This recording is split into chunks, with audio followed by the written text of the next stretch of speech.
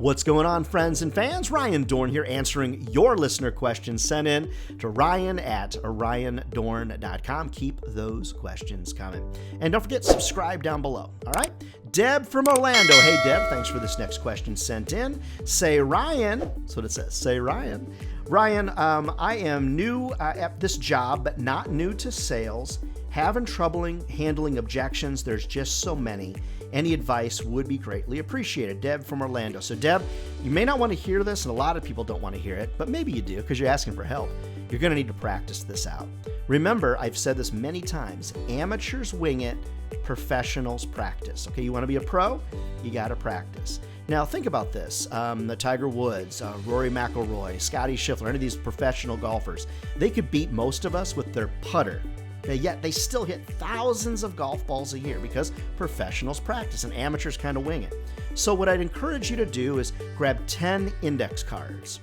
On the front of those index cards, write the objections that you're getting on a very regular basis.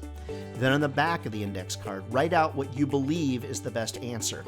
Now, maybe you would work with your business coach or sales coach. Maybe you work with another colleague, your sales manager, or whatever, to come up with the best reply on the back. Now, remember, in handling objections, one of the worst things you can do is just answer objections flatly back with statistics. It's just pretty boring and it's kind of flat.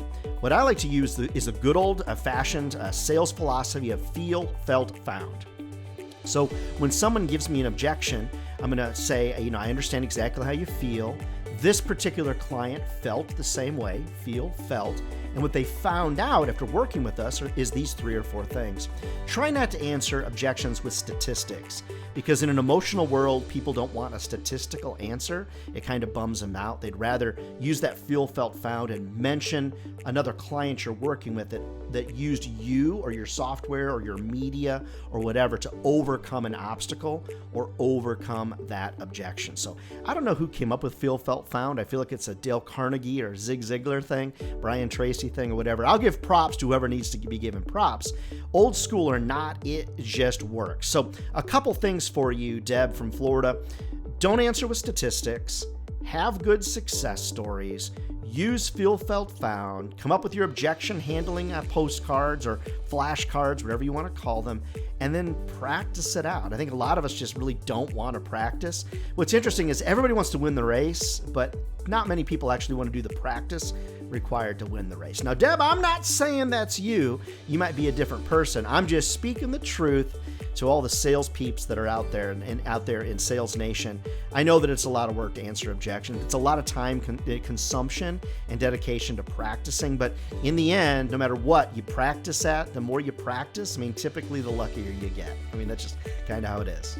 All right, keep those questions coming to ryan@ryandohrn.com. Love to come to your office, pump up and motivate your sales team, or speak at your national sales conference. I'm doing it all the time around the country and around the world.